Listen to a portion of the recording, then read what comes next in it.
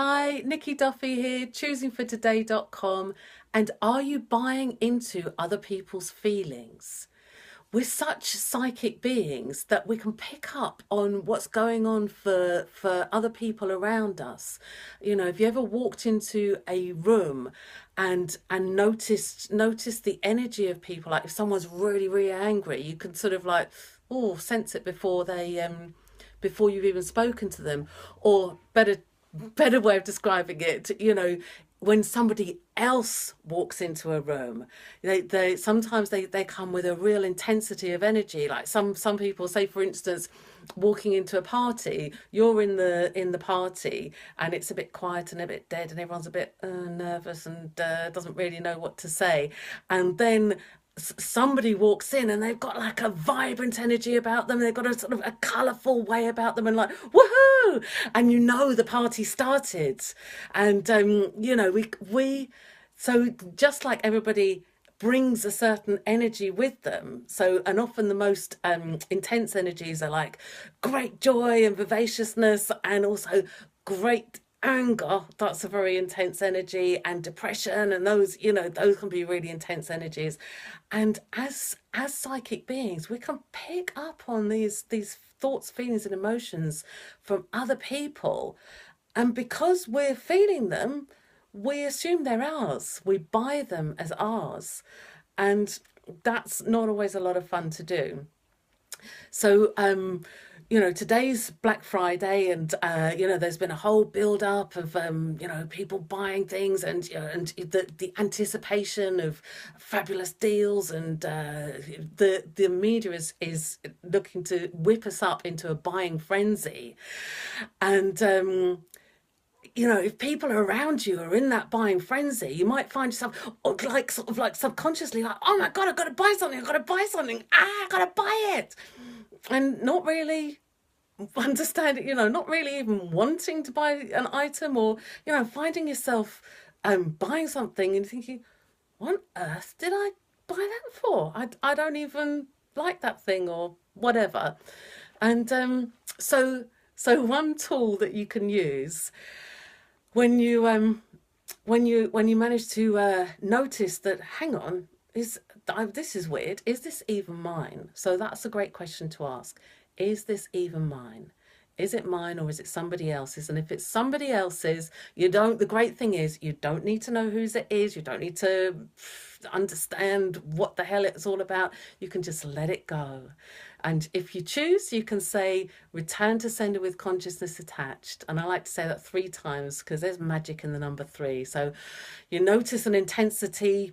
So for instance, when we first moved to this place, it was a lovely place and I was really pleased to be here. And actually I became really like bizarrely depressed, and I found it really hard to like lift myself out of a really low mood. And it had been going on for months, and I'm like, what is wrong with me? Everything's great, and I mean, yet I'm still like, I just want to feel like crying, and you know, just like miserable, unexplainably miserable. And my friend who's a access practitioner said, do you have any miserable neighbours? Have you got like neighbours that are really depressed? And I said, oh my God, the house next door had dogs. They had about 4 or 5 dogs who were left alone a lot of the day, and a lot of the time, a lot of the night as well. And they would cry and cry and cry all the time. And it was just pulling at my heartstrings. I mean, they were perfectly well looked after dogs and all that. They were just lonely and sad. And you know, I was tapping into that sadness, and it's as simple as that. You know, crying dogs in next door, living in the house next door to me, was bringing me down, and I didn't understand or had no explanation for why I was so miserable. So as soon as I realized that, I could just return to sender with consciousness attached, return to sender with consciousness attached, and return to sender with consciousness attached. And then I mean, the dogs really upset me as well. So I would energetically send the dogs love, and I looked into the RSPCA and other stuff like that. And once I realized what was going on, and I changed myself with it. And I would send energetically, I would send nurturing love and energies over to the dogs. They calmed down. And it was bizarre, but it was a couple of months after that I suddenly noticed the dogs, they weren't crying so much anymore.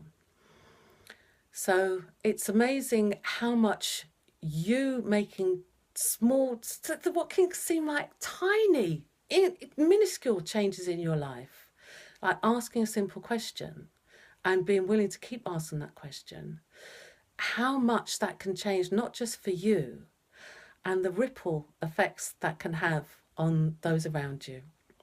So thank you for joining me again today. And so the question is it mine or is it someone else's? And if you get a sense that actually it's not yours at all, you can let it go with ease. And that can be very liberating. So I've been Nikki Duffy, choosingfortoday.com, and I look forward to seeing you again. If you like this, please like, please share, please tell your friends.